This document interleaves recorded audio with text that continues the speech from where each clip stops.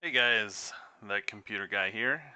We are going to be doing some web filtering on our FortiGate today.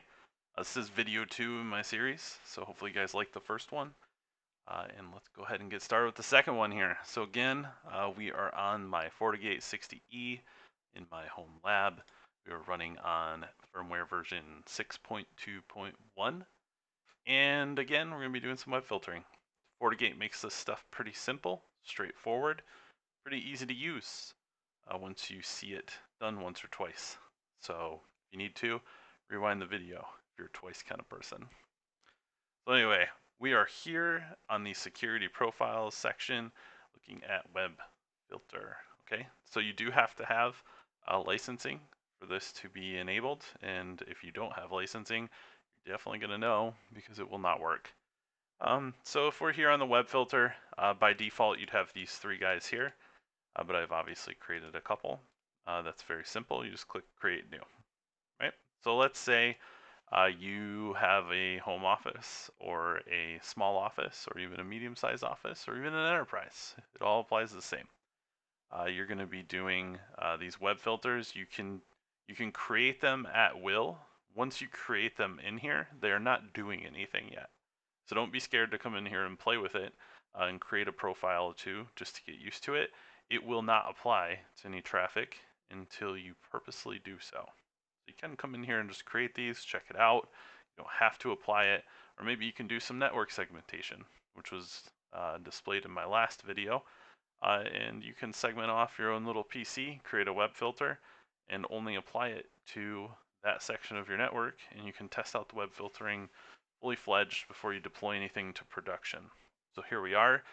We are going to pretend that we clicked create new, and we would end up here.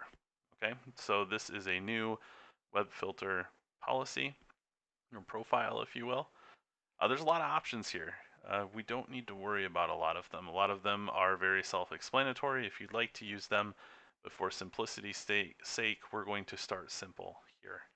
So if you wanted to use a category filter, which if you're coming from a legacy web filtering product, you probably are very familiar with these.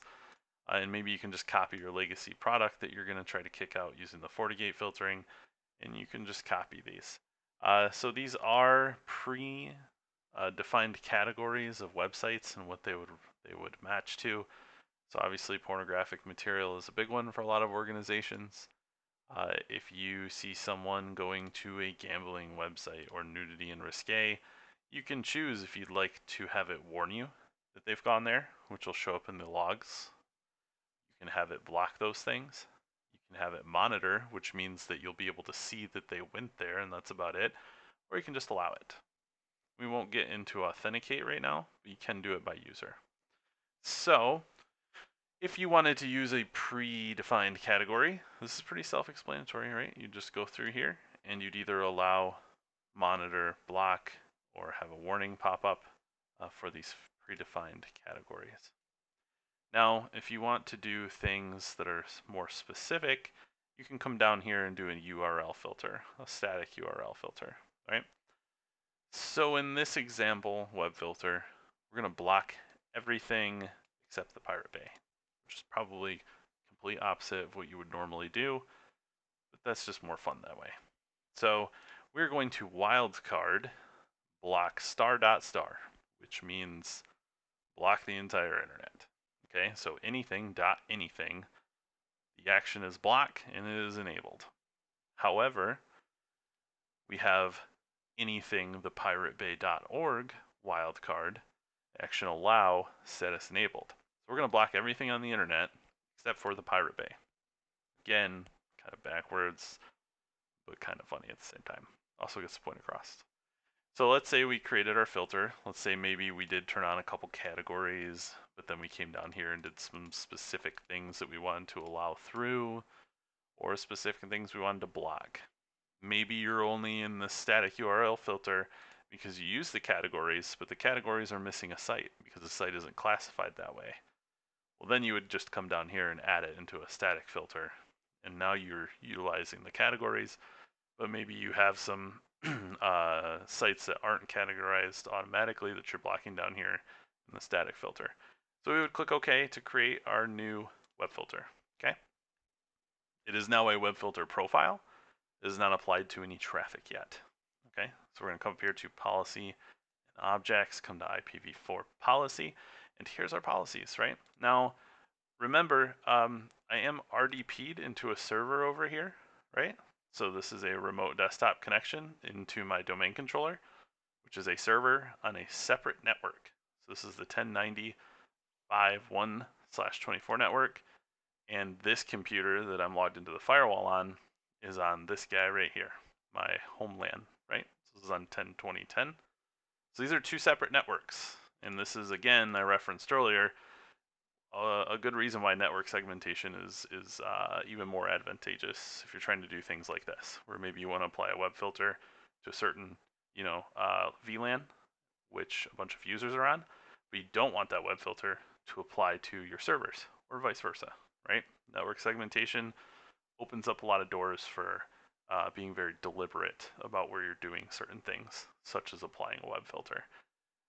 So this rule is saying that if traffic is originating from the server VLAN and it's headed out to the internet over trusty old Comcast here, and its source is the IP range of the server LAN, and its destination is anything on the internet, the schedule is always, and the service is all, we're going to accept that traffic, and we're going to apply these security profiles to it. Okay? So again, real quick, coming from the server VLAN, going to the internet, right?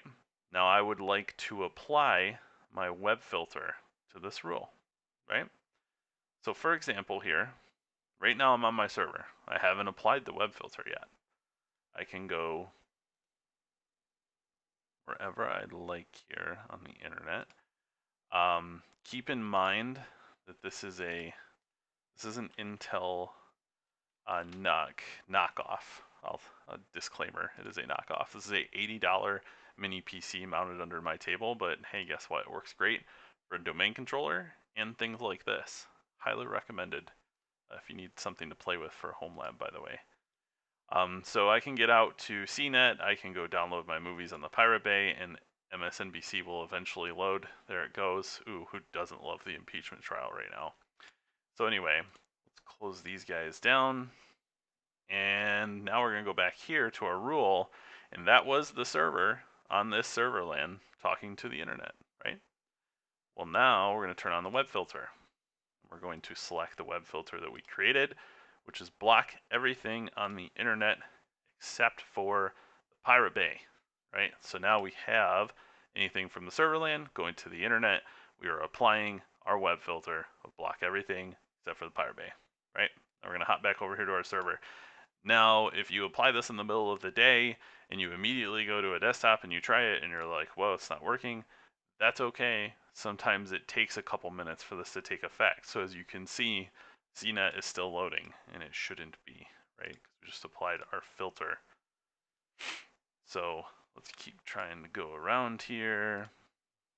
We can still get to MSNBC. We can still get to CNET. Maybe we should just be patient for a moment, but what's the fun in that? Let's try to go to, oh, who doesn't love some TMZ? Oh, we're blocked. Okay, so now, man, I just read this review, this laptop earlier, and it's still cached. So I'm still getting to it. This is really bad example. Let's try to go somewhere else new real quick that's not cached. Blocked, right? So if they have a cached page, it might still show up until it falls out of cache, and then you'll try to go to it later, and eventually it'll stop loading, but either way. As you can tell, it keeps loading the same things because they're cached. But let's go to the Pirate Bay. So the Pirate Bay works fine, right? Search EMC, blocked. News in general, blocked. Let's go to YouTube, blocked. So we have successfully blocked everything on the interwebs except for the cache CNET page. which will go away, except for the Pirate Bay. Okay? And it's really that simple. If it's originating from that network, it's heading out to the internet, we're going to apply this policy that blocks everything except for the Pirate Bay. So that's it for today. For web filtering, again, this is pretty simple stuff, and it is easy to test. And you can create the filters without applying them. Remember that. You can go in, completely customize one, and click OK. When you click OK, I promise it's not going to apply immediately until you come in here and apply it to a policy. So I think next week I will do an example of the application filter, which kind of takes it a step further. Right, so this is a web filter, so any kind of web links that you try to go to that are categorized and or static, they're going to be blocked. But that doesn't stop someone from downloading BitTorrent and getting a torrent file and initiating a torrent. Well, application filtering would take care of that for you. So we'll go through that next week. So until next week, hope you guys have a great week, and I will talk to you soon.